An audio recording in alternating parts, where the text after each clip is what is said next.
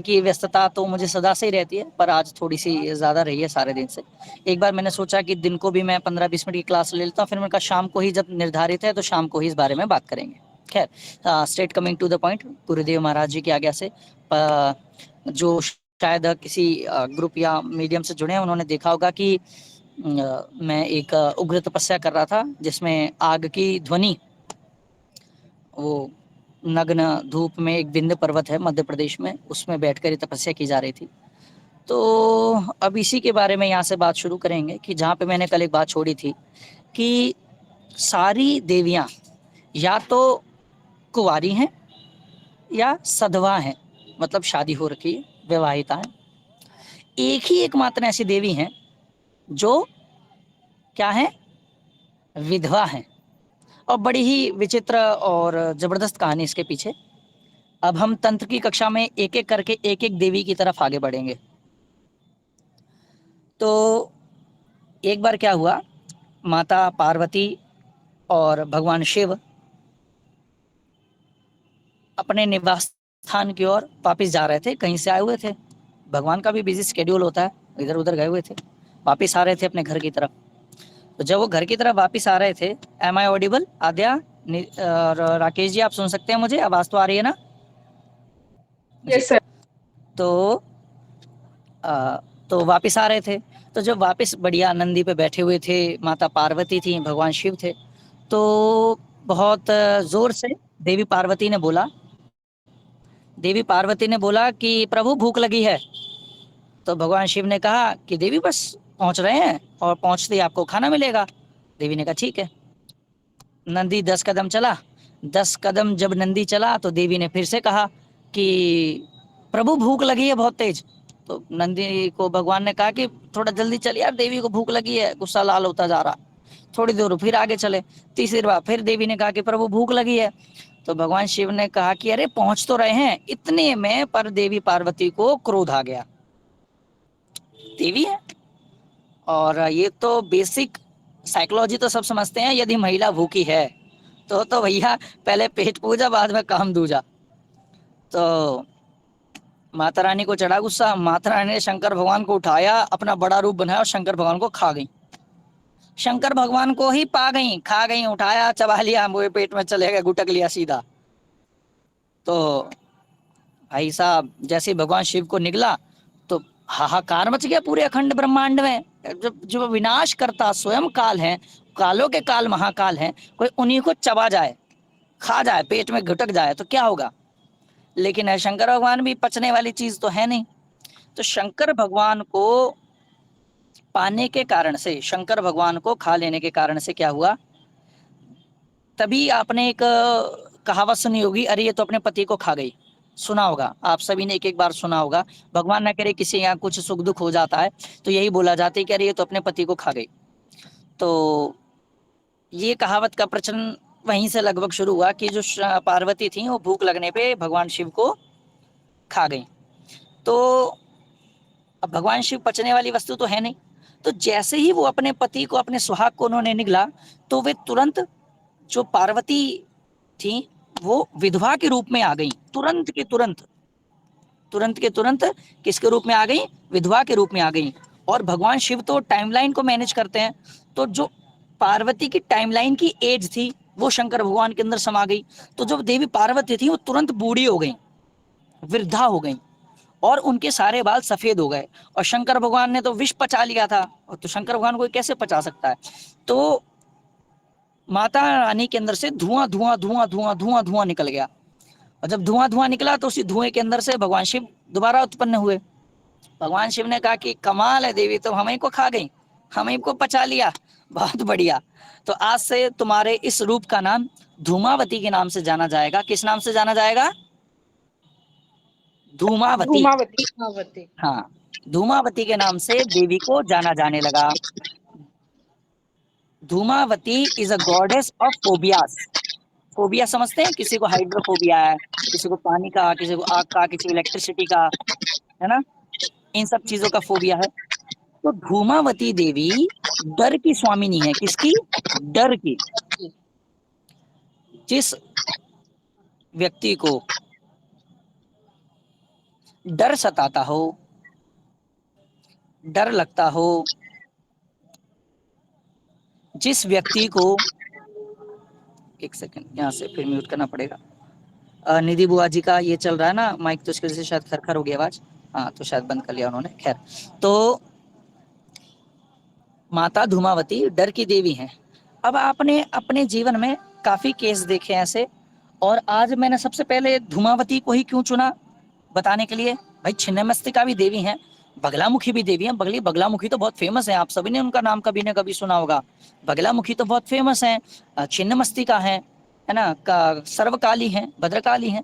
मैंने धूमावती से कार्य को शुरू क्यों करा, क्योंकि जैसे जैसे आपकी सिद्धि बढ़ती है, आपको पॉजिटिव, अभी कभी आपने देखा होगा कि घर में कोई आता है तो कहते हैं, या आप मंदिर जाते हैं तो कहते हैं यहाँ पे बहुत पॉजिटिव हो रहा है, यहाँ पे बहुत नेगेटिव हो रहा है, यहाँ पे मुझे मन को शांति नहीं मिलती, यहाँ पे मुझे मन को बहुत शांति मिलती है।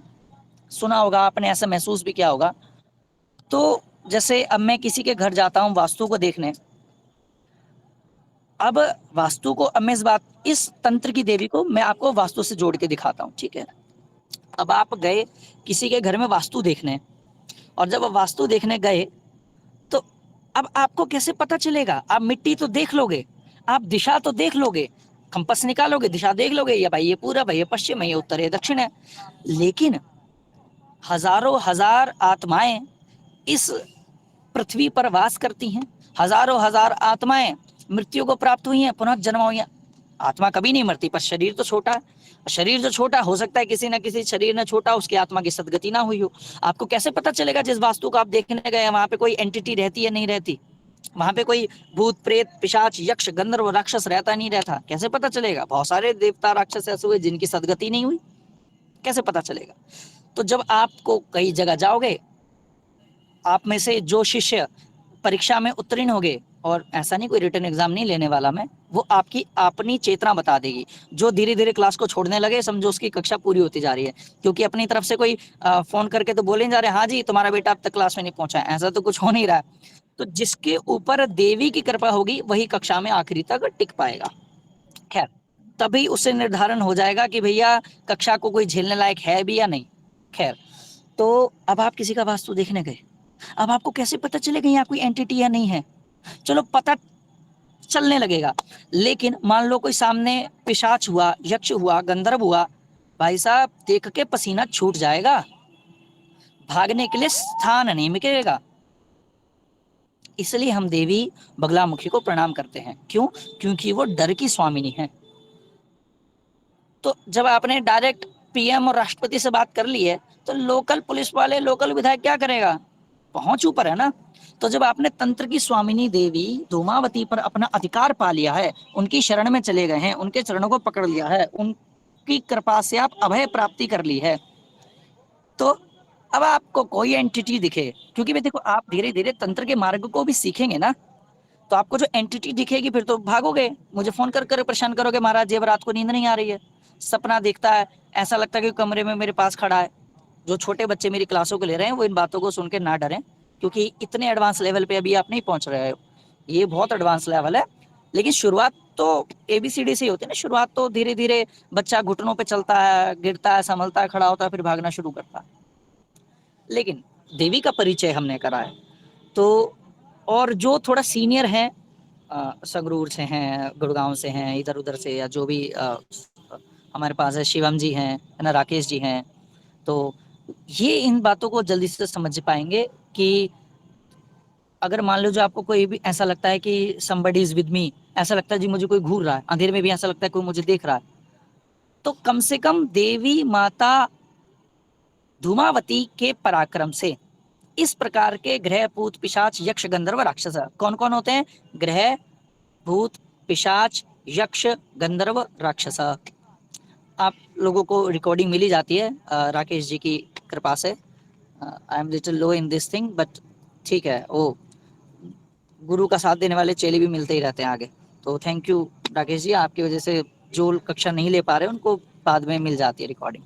खैर, तो हमने आज बात करी तंत्र में धूमावती की। तो धूमावती के दर्शन शादीशुदा महिलाओं को करना वर्जित है। at any cost. Married women are not allowed to do her practice. Married womens are not allowed to do his दर्शना, दर्शन भी नहीं कर सकती हैं और देवी की पूजन भी नहीं कर सकती हैं। और इनका प्रमुख प्रसिद्ध स्थान है मध्य प्रदेश के दतिया क्षेत्र में, जहाँ पे धूमावती की देवी है।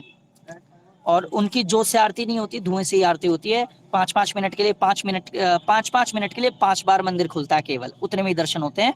और उस पर सिर्फ व्हाइट फूल चढ़ते हैं। माता व्हाइट कपड़े पहनती हैं जो विधवा औरतों के होते हैं। बूढ़ा स्वरूप है, सफेद बाल हैं, भया भय दिखती हैं। मेरी तो माँ है, आप सबकी भी माँ है, लेकिन मेरा परिचय है इसलिए मुझे माँ का स्वरूप डरावना नहीं दिखता है। लेकिन आप में से कोई कभी उनकी फोटो देखेगा तो लगेगा ये देवी है, इतनी डरावनी। देवियां तो आपने आज तक सुंदर देखी है ना, तो लेकिन जब आप थोड़ा सा डरावना देखोगे तो आप लोगों को भी थोड़ा लगेगा अरे ये मैंने क्या देख लिया। तो लेकिन जिसे मन में डर लगा रहता है, सब कुछ ईश्वर की दया से सब कुछ ठीक ठाक है, परमात्मा की दया से सब ठीक ठाक है, बट आपको डर लगा रह रहा है किसी चीज का, कि मन में घबराहट रहती है और डॉक्टर बता नहीं पा रहा है जी घबरा क्यों रहा, दिल ग्लूकोज की बोतलें लगा देगा भाई जी, 2 नींद की गोलियां दे देगा जो शरीर के लिए बहुत हार्मफुल है, कि जी घबरा रहा है जी, मेरा जी मचलता रहता है, जी घबराता रहता है। यदि आपकी देवी धूमावती पर पकड़ बन गई तो जी मचलाना, जी का घबराना बंद। और सबसे बड़ा बेनिफिट कि जो बड़ा बड़ा भी कोई संकट आता हो, भगवान ना करे किसी के पास संकट आए, मेरे शिष्यों पे तो बिल्कुल ना आए, तो लेकिन संकट आए तो मन घबराने लगता है बहुत तेजी से, मन पक्का हो जाएगा, कह रहे जो हो रहा है हो जाए, हमें हमारे गुरु पे भरोसा, हमें हमारी धूमावती पे भरोसा, हमें डर लग ही नहीं सकता। सबसे युद्ध जीतने का सबसे बड़ा तरीका क्या है? सबसे पहले निडर होना। युद्ध नहीं जिनके भागों में वह बड़े अभागे होंगे, है ना। या तो रण को छोड़ा होगा या डर कर भागे होंगे, तो डर के भागने वाला कंडीशन खत्म हो जाती है। And this is for students. Aadya is here, Shivani is here, Aditi is here. Paper से पहले घबराहट होती है ना कि हाय अब पेपर क्या आएगा, अब क्या आएगा, अब क्या, डर ही खत्म हो जाएगा। आधा बच्चा तो क्वेश्चन पेपर डर के मारे भूल जाता है। अरे आन दो पेपर, ऐसे तो 100 आन दो, ऐसे 100 पेपर इकट्ठे दिला दो, साथ के साथ सब्जेक्ट इकट्ठे दिला दो। जो माताएं कह रहे आन दो कोई कंडीशन, अरे सब हो जाएगा। बेटे की शादी नहीं हो रही, घबराहट हो रही है अब क्या होगा, बेटे की शादी नहीं हो रही, बड़ा घबराहट हो रही है, बिजनेस चल रहा, बड़ी घबराहट हो रही है, बिकेगा, अरे पहले घबराहट पे तो जीत पाओ, पहले माता धूमावती को तो मनाओ, धूमावती को मनाया बात खत्म। तो समझे कि धूमावती की पूजन किस लिए आवश्यक है ना। तो मेरे को लगता है यस सर। सारा लेक्चर सुना है संगरूर से बुआ जी ने, तो एक बार मुझे बताएं कि धूमावती की पूजन क्यों जरूरी है। घबराहट पे विजय पाने के लिए। बिल्कुल, घबराहट पे विजय पाने के लिए, डर से मुक्ति पाने के लिए। और क्योंकि जब आपको साधना में आगे दुर्लभ एंटिटीज दिखाई देंगी, भूत प्रेत पिशाच वर्डों का यूज नहीं कर रहा मैं, बच्चे छोटे हैं, लेकिन एंटिटी शब्द का यूज कर रहा हूँ, तो कल को दिखाएं तो घबराहट नहीं होनी चाहिए ना। तो पहचान नहीं आनी चाहिए। जब तक घबरा के भागते ही रहोगे तो उसका उपचार कब करोगे? डॉक्टर खून से डरेगा तो ऑपरेशन क्या करेगा? वैसे ही आप अगर तंत्र विद्या सीख रहे हैं और तंत्रिकों से डरते रहेंगे फिर कैसे काम चलेगा? नहीं चलेगा। खैर, तो अब ये तो हुई तंत्र देवी की बात, और अब हम बात करेंगे आगे थोड़ा सा आध्यात्म के ऊपर। आध्यात्म जीवन के लिए क्यों परम आवश्यक है? क्योंकि ये विद्याएं कोई 2+2 4 नहीं है, ये कोई सीधा सीधा गणित नहीं है, ये सिद्धियां हैं, ये देवी आशीर्वाद के बिना प्राप्त नहीं होती हैं। अगर आप पे ईश्वर की कृपा नहीं है, आपको आपके इष्ट पे भरोसा नहीं है, अब मैं आपको तंत्र विद्या सिखाने लगूं तो जाहिर सी बात है, अब तंत्र तो हनुमान जी का भी है, गणेश जी का भी है, बगलामुखी का भी है, रुद्र का भी है, काल भैरव का भी है, पाताल भैरवी का भी है। पर हो सकता है इनमें से कोई आपके आराध्य ना हो सकता है इनमें से आधों के नाम ही नहीं सुने होंगे भाई साहब आपने। नहीं सुना आपने बटुक भैरव, नहीं सुना आपने काल भैरव, नहीं सुना आपने छिन्न मस्तिका, नहीं सुना आपने धूमावती, जिसका नाम ही नहीं सुना उसके साधक क्या बनोगे? तो पहले उसके साधक बनो जिन पे तुम्हारी आस्था है। जो पहले माँ बाप हैं उनकी सेवा करो, बाहर में साधु संतों और भिखारियों की और निर्लजों की और जनजों की सहायता करने के लिए बाद में जाना। पहले माँ बाप को तो पूछो कि घर में मम्मी पानी मांग रही है, बाहर कुआं खुदवा रहा बेटा, ऐसा नहीं। तो पहले जो आपके इष्ट हैं, अब जैसे एक प्रश्न है मेरा, आदित्य आप सबसे ज्यादा किसे मानते हैं, कौन से गॉड को बिलीव करते हैं? सर लक्ष्मी जी। लक्ष्मी जी को, वेरी गुड, क्या बढ़िया चुनी है लड़की ने, करने डायरेक्ट ही लक्ष्मी चुन ली है। बहुत बढ़िया, बहुत बढ़िया। और शिवांजलि तो मुझे पता है शंकर भगवान को मानती है। हाँ। और संदीप जी आप किसे मानते हैं? संदीप जी एडवोकेट साहब, म्यूट तो हटाओगे तभी तो आवाज आएगी। चलिए, किसको जी? बाला सुंदरी त्रिलोकपुर। बाला सुंदरी को, बहुत बढ़िया, ये त्रिपुरा सुंदरी का रूप है। तो जैसा कि मैंने बताया, अब मैं 4 से पूछा, चारों की देवियां अलग अलग है ना। अब कैसे करोगे इनकी सिद्धियां? पहले अपने इष्ट को मनाओ भाई साहब, पहले अपने इष्ट को मनाओ। पहले हनुमान जी को मनाओ, पहले शिव जी को मनाओ, गणेश जी को मनाओ, बाला सुंदरी को मनाओ, त्रिपुरा सुंदरी को मनाओ, नैना देवी को मनाओ, ज्वाला देवी को मनाओ, चिंतपूर्णी को मनाओ, एक्स वाई जी जो आपकी इंपॉर्टेंट है उन्हें मनाओ। ठीक है, इष्ट देवताओं की बात हो गई। अब इष्ट से भी पहले कौन है? अपनी कुल देवियां। सबसे पहले किसे मनाओ? कुल देवी को। कुल देवी ही नहीं मानी जिनसे आपका कुल पूरा उत्पन्न हुआ है, तो फिर इष्ट क्या सुनेगा? इष्ट कहेगा यार पहले अपने घर के मसले तो सुलटा ले, मेरे पे भगा भगा आ जाता है। हाँ, आपको इष्ट देवी का पता ही नहीं है तो बात अलग है, तो मम्मी पापा से पूछो, उनके मम्मी पापा से पूछो, और कहीं से पूछने पे पता नहीं लगता कि आपकी कुल देवी कौन है, तो फिर हम इष्ट पे जंप लगा सकते हैं, क्योंकि पता ही नहीं है, अभाव है, फिर तो सारी देवियां एक ही हैं। लेकिन अगर आपको स्पेसिफिक पता है तो दैट्स वेरी गुड। अब ठीक है, अब आपको अपनी कुलदेवी को मनाना है, पर अब कुलदेवी से परिचय कौन कराए, कुलदेवी की पूजन पाठ कैसे हो? तो उससे पहले आपको अपने गुरु को मनाना होगा। जब तक गुरु चरण में अनुरक्ति नहीं होगी तब तक केवल व्यक्ति ठोकरे खाएगा, इधर पड़ेगा उधर पड़ेगा, इधर पड़ेगा उधर पड़ेगा। गूगल मैप है, आपको यहाँ से भोपाल जाना है, पैदल चलना शुरू करो, पता चल जाएगी। पहले तो घर से निकलते ही नहीं पता होगा कि भोपाल है किस दिशा में, भाई साहब किधर को चलना शुरू करो तो पहुंच जाऊं। गूगल मैप लगाते ही खोले तो अरे गूगल मैप लगा लो, और गूगल मैप के आते ही खिड़की खोल के किसी से पूछने की जरूरत ही नहीं पड़ती, अगर गूगल मैप के नेटवर्क अच्छे आ रहे हैं तो। अब नेटवर्क क्या है? डेली का संबंध, कि भाई आप कम से कम फोन करके मिलके नहीं पूछ सकते। अब लोग टीवियों पे गुरुजी बना लेते हैं, टीवी पे, कि किनके प्रवचन बहुत अच्छे लग रहे थे तो उनको गुरुजी बना लिया। ठीक है, बना लिया, एक इंसान अपने जीवन में 24 गुरु बना सकता है, आई एग्री। लेकिन आप मान लीजिए प्रेमानंद जी को गुरुजी मानते हैं, जरा मिलके दिखाना, 4 साल में नंबर पड़ेगा, इतने में तो सिद्धि खराब हो जाएगी। आप बागेश्वर धाम को मानते हैं, बहुत अच्छी बात है, मैं भी मानता हूँ प्रेमानंद जी बागेश्वर धाम वालों को, लेकिन जब तक पूछने जाऊंगा तब तक भी चलो ठीक है मेरी पहुंच तो है, लेकिन मान लो आप लोग हो तो इतने में तो हो गई जिंदगी पूरी, जितने में उनसे मिलने का। 11 लाख रुपए की पर्ची है 1 मिनट की भाई साहब, जितने में पूछने जाओगे उतने में तो हो लेगा काम। टीवी पे कोई प्रवचन करता अच्छा लगता है, उसको गुरु बना लिया, अब बैठे रहो टीवी के सामने। कैसे? नेटवर्क अच्छी होनी चाहिए, आपका उससे डेली मिलन हो, आपका उससे कम से कम बात हो, कि जब चाहे तो अपने गुरुजी को फोन लगा लिया, भाई मन घबरा रहा है, कोई हो रहा है, कुछ हो रहा है तो बात कर। तो कोई अच्छा गुरु चुने अपने जीवन में जो आपको सदगति का सद का मार्ग बताए। और अब आप सुनार की दुकान पे जाओ और कहो जी लोहे की कुर्सी दे दो, तो क्या पागल हो गया है? कबाड़ी दुकान पे जाओ और कहो जी 9 लाख का हार दे दो, कहेगा बेवकूफ हो गया। सब छोड़ो, चाय की दुकान पे जाओ और कहो बनाना शेक दे दे, वो कहेगा भाई साहब दिमाग ठीक है नहीं। तो उसी गुरु पे जाया जा सकता है जिससे जिस प्रकार की आपको सिद्धि चाहिए। जिस मर्जी का मुंह उठा के तो चले नहीं जाओगे। तो पहले तो ज्ञान की परख करने में कोई शर्म नहीं है। आप जिस गुरु के पास जा रहे हैं, क्या उसके पास वो विद्या है जो आपको चाहिए? पहली बात तो यहीं से शुरू होती है ना, नीड ही जिस चीज की है उसी चीज पे तो जाओगे। उसको खुद को नॉलेज नहीं है उस चीज की, आप क्या जा रहे हो? अब आप मेरे पास आओगे कि बाईपास ऑपरेशन कर दो, कैसी बात है ये? मेरी फील्ड है क्या? मुझसे कहो जी आप मेरे गुरुजी हो, मैं आपको बहुत मानता हूँ, मेरा फ्रिज ठीक कर दो, अरे ये मेरा बहुत प्यारा फ्रिज है, मैं इस फ्रिज को बहुत प्यार करता हूँ, दहेज में साथ में लाई थी, अब इसको ठीक कर दो। गुरुजी क्या करेंगे इसमें? तो आपकी जो नीड है, क्या उस नीड के अनुसार उस गुरु को उस चीज का ज्ञान है? डिपेंड करता है ना।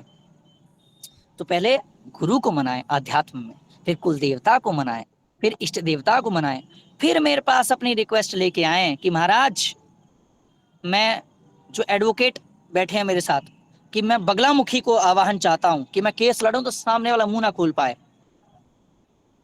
जिनके घर में बहू आनी है, बेटे बेटे की शादी होनी है, वो सर्वमंगला की है लेके आए कि मुझे मेरे घर में सुख शांति चाहिए, सर्वमंगला सिद्ध करा दो। बच्चे मेरे पास आए कि जी मेरे को तो आईएएस आईपीएस बनना है और बड़ा तगड़ा जीवन में नाम काम कमाना, जो पढ़ूं सो याद हो जाऊं। मेरे पास मातांगी को लेके आए कि गुरुजी मातांगी की सिद्धि करा दो। फिर स्पेसिफिक देखेंगे ना। अभी मैं आपको क्या बता दूं, बेसिक तो एक बार सभी देवियों को बताऊंगा, फिर आपको पता चलेगा भैया आपको किसे पूछ के क्या मिलेगा। तो लेकिन सबसे पहले अपना गुरु बनाए। गुरु पूर्णिमा भी आ रही है। गुरु बनाने के फिर आगे 2-3 नियम हैं। नियम तो बहुत सारे हैं। एक, जिसे गुरु एक बार बना लिया, अब वो रात के 12 बजे कहे कि धूप निकल रही है, तो ये नहीं कहना कि नहीं नहीं नहीं भारत जी देखो, तो कह दिया तो कह दिया। उनने रात के 3 बजे कह दिया कि नहाओ, तो ये नहीं सोचना कि अरे गुरुजी 3 बज रहा, भाई कह दिया तो कह दिया, उस पर नहीं चलेगा विचार। मेरे बच्चों ने कहानी सुनी है, जो नए जोड़े हैं उनको कहानी सुनाता हूँ। रात के बज रहे थे 2:30, गुरुजी आए गुरुकुल में। नलायकों सो रहे हो अभी तक, देखो। अपनी घड़ी दिखाई कि देखो 4 बज गया है। हमने अपनी दीवार की घड़ी की तरफ देखा तो उसमें 2:30 बजा हुआ था। गुरुजी की घड़ी में भी 2:30 बजा था, और गुरुजी हमें दिखा रहे हैं कि देखो 4 बजा। और हम लोगों ने एक दूसरे की शक्ल देखी, ठीक है जी गुरुजी कह रहे हैं तो 4 बजा, तैयार हो जाओ। नवंबर दिसंबर सर्दियों का टाइम, भयंकर कड़क एकदम। तैयार हो गए, अपने यहाँ गमछा वमछा उठा लिया। रात के 2:30 बजे सर्दियों में, दिसंबर की कड़कती सर्दी में, गुरुजी ने कहा चलो चलो नहाने चल रहे हैं। नहाने गए नहाने गए नहाने गए नहाने गए, नहाने के लिए पहुंचे। नहाने के लिए जैसे ही पहुंचे तो आचमन वाचमन करा, और जैसे ही डुबकी लगाने को झुके, आधे डूबे, गुरुजी ने कहा अरे ओहो घड़ी खराब थी, अभी तो 3:30 हो रहे हैं, 3:30 बजे थोड़ी कोई डुबकी लगाता है, जन का अपमान होता है, सारे निकल के बाहर आ जाओ। ठंडी ठंडी नदी में स्नान करने के बाद आधे गीले सारे बच्चे, 30-35-60 बच्चे हम लोग ऐसे बैठे, ऐसे करके बैठे बस सर्दी में, ठंडे ठंडे पत्थरों पे। और कोई ये नहीं कह रहा गुरुजी से कि क्यों कैसे किस लिए। फिर जब 4 बजे गुरुजी ने ओहो अब 4 बज गए, अब स्नान करते हैं, फिर सबने स्नान करा, फिर घर आए। किसी एक बच्चे ने भी ये नहीं कहा कि गुरुजी टाइम देखो मालिक 2:30 बज रहा है, क्या गुरुजी आपकी घड़ी खराब हो रखी है, क्या गुरुजी बाहर तो अंधेरा है, क्या गुरुजी आपको पहले बताना था। किसी ने एक बार नहीं कहा। 65 बच्चों के एडमिशन हुए थे, हम 5 बच्चे पास आउट हो गए, 5 में से 3 बाहर चले गए, एक स्वर्गवास हो गया और एक ने इस प्रणता इत्यादि से संन्यास ले लिया। सोचो, इतनी पॉसिबिलिटी मुश्किल है। 65 में से 5 में से एक भगवान को चला गया, एक ने विद्या पूरी नहीं करी, वो चला के निकल गया, 2 बाहर चले गए, एक में। तो कठिन मार्ग है, लेकिन आपको गुरु पे भरोसा करना होगा अगर आपको अंत तक पहुंचना है तो वहां से शुरू करेंगे, गुरु पे भक्ति करेंगे, है ना। और फिर अपने कुल देवता को मनाएंगे, फिर इष्ट देवता को मनाएंगे, और फिर हम लोग किसको मनाएंगे, फिर उसके बाद हम मनाएंगे अपने इष्ट देवता के बाद किसे, जिसे हम साधना चाहते हैं, जिसकी हम साधना करना चाहते हैं, उसके बाद ही हम जीवन में कुछ आगे कर पाएंगे। ये हो गई आध्यात्म की बात। रही ज्योतिष और वास्तु की बात, तो जब तक आपको मेष वृष मिथुन कर्क सिंह कन्या तुला वृश्चिक धनु मकर कुंभ मीन याद नहीं होंगे, तब तक कुछ नहीं हो सकता है। तो मैंने आज सोचा है कि मैं कुछ हैंड रिटन या पीडीएफ मैनेज करूंगा, जिसमें राशि लिखी हो, राशि के स्वामी लिखे हों। जितनी अपनी राशियां होती है ना 12, इनके राशि स्वामी भी होते हैं। जैसे सिंह का स्वामी सूर्य, कर्क का स्वामी चंद्रमा, मेष का स्वामी मंगल, ऐसे अलग अलग होते हैं, वो मैं आपको चार्ट बना के दूंगा, और उस पर ज़्यादा दिमाग नहीं खर्च करना है, उसको सीधा सीधा आपको रट्टा मारना है। आपको सीधा 2 मिनट का रट्टा मारना है। ज्योतिष विद्या आधी काम करती है,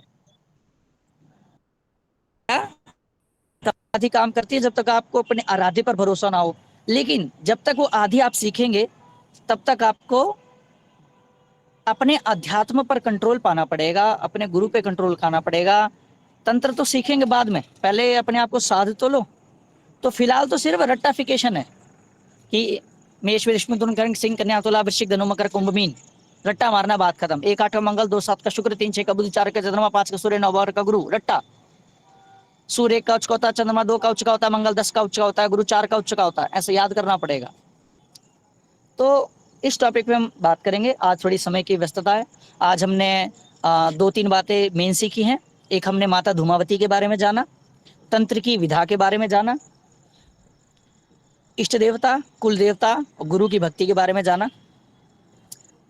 ये सब जब हम पूरा कर लेंगे तब हम आगे फिर बढ़ेंगे। कल तो हाँ, कल शाम की क्लास बच्चे का प्रश्न आया कि गुरु को कैसे मानते हैं। गुरु को ऐसे मानते हैं बेटा, जैसा बताया था कि यदि गुरु ने आपकी, पहले तो निष्ठा होनी चाहिए कि जो मेरे गुरु जी कह रहे हैं वही शाश्वत सत्य है, उससे ना एक शब्द इधर हो सकता है, ना उससे एक शब्द उधर हो सकता है। और गुरु के मैंने, हाँ बीच में मेरा थैंक यू आद्या, आपने एक पॉइंट याद दिला दिया इसमें, कि इसमें कुछ नियम भी है गुरु मानने के बाद, कि गुरु की निंदा नहीं सुनना, करना तो छोड़ो, गुरु की निंदा सुनना भी पाप होता है। या तो उसका मुंह तोड़ दें जो कर रहा है, जो आपके गुरु की निंदा कर रहा है, क्या भाई किसी बच्चे को गुरु बना रखा है या किसको गुरु बना रखा है, तो तुम्हारे गुरु तो ये, तुम्हारे तो पहले तो मुंह तोड़ दो। अगर नहीं तोड़ सकते, कोई सम्माननीय जन है जिसका कुछ नहीं कर सकते आप बेचारे का, अब हो सकता है मम्मी पापा बोल दें क्या 8 बजे क्लास में लेके बैठ जाते हो, मम्मी पापा को थोड़ी कूटने लगोगे, वो तो पहले गुरु हैं। तो ऐसे स्थान पे बड़े प्यार से रिक्वेस्ट की जा सकती है कि प्लीज मत करो। और अगर फिर भी नहीं मानते तो जगह छोड़ के चले जाओ, है ना। तो उस क्या करो, उस जगह को छोड़कर चले जाओ। ये 3 प्रकार के नियम है। एक, उनकी आज्ञा माननी है। दूसरा, उनकी निंदा करना तो छोड़ो, निंदा सुनना भी नहीं है। निंदा करना तो छोड़ो, निंदा सुनना भी नहीं है। जो उन्होंने कह दिया वही शाश्वत सत्य है। और जो उन्होंने बोला है, उन्होंने बहुत सोच समझ के बोला होगा, जो उन्होंने बोला है वो बहुत सोच समझ के बोला होगा, तो उस पर अपना विचार नहीं लगाना है। अगर मान लीजिए मैंने आपको कहा कि हनुमान जी की साधना शुरू करो, तो उस पर अपना दिमाग नहीं लगाना कि गुरुजी ने मुझे हनुमान जी क्यों कहा होगा, मेरा दर तो श्री कृष्ण भगवान है, इतना नहीं सोचना है। बोल दिया गुरुजी ने कहा है, करना तो करना है। और ऐसे ही मेरे बहुत शिष्य हैं जिन्होंने एक बार करा तो अब लाइफ में ठीक ठाक हो गया, उनका मामला सेटल हो गया। तो ये गुरु को ऐसे मानते हैं कि जो उन्होंने कह दिया सो मान दिया। उसके लिए गुरु शिष्य परंपरा भी होती है।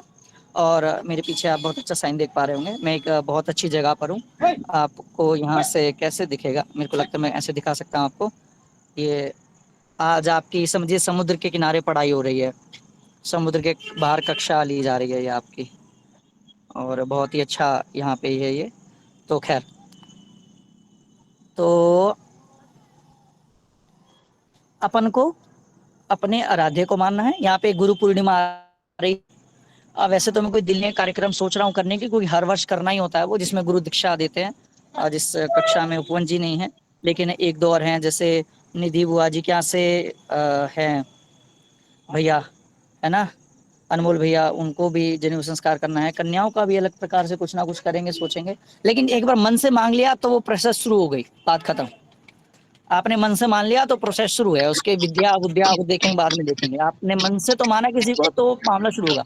और मेरा नहीं, आप जिसको मानना चाहते हो उसको मानो, कोई वो नहीं है। क्योंकि आप मन से मान नहीं पा रहे, जबरदस्ती मान रहे, तो कैसे बात चलेगी, नहीं चलेगी। तो मन से जो मानेगा उसका आगे स्वागत होगा, उसको फिर आगे विद्या सिखाने के बारे में सोचा जाएगा। पर उसके लिए मन से सोचना पड़ेगा, थोपा नहीं जा सकता है, ये चीज आप पे थोपी नहीं जा सकती है। तो गुरु को मानने के यही प्रकार हैं, जो उन्होंने कहा वही शाश्वत सत्य है।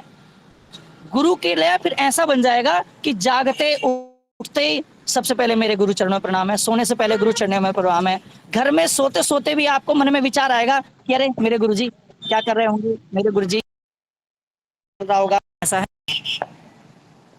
तो जब आप में ऐसी प्रीति आने लगे कि आपको दिन में 2-4 बार अपने गुरु की कोई बात याद आ रही है, आपको ऐसा होने लगे कि दिन में 2-4 बार आपको आपके गुरु की बात कोई रिपीट हो रही है कि अरे मेरे गुरुजी ने कल ऐसा बोला था, मुझे उसे रिवाइज करना है, रिपीट करना है।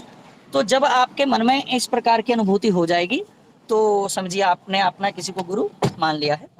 खैर चलिए, तो आज की कक्षा को यहीं पे विराम देते हैं। लगभग 40 मिनट की कक्षा रही है, आधे घंटे की, कोई बात नहीं। धीरे धीरे स्वल्पामाय, थोड़ा जितना बुद्धि में जाए उतना ही तो घुसाएं। तो कल हम और इस बारे में आज बात करेंगे। आप सभी को बहुत बहुत शुभकामनाएं, दिन बढ़िया हो, माता रानी की भक्ति करेंगे और बहुत अच्छी सिद्धियों को प्राप्त करेंगे। ठीक है, और बहुत जल्दी से अगली कक्षा में मिलते हैं। आज की रिकॉर्डिंग मुझे लगता है मिल जाएगी, है ना। चलिए, तो चलिए, बहुत बहुत साधुवाद। कल की कक्षा में मिलते हैं। बोलिए गुरुदेव भगवान की जय, राधारमण सरकार की जय, माता धूमावती की जय।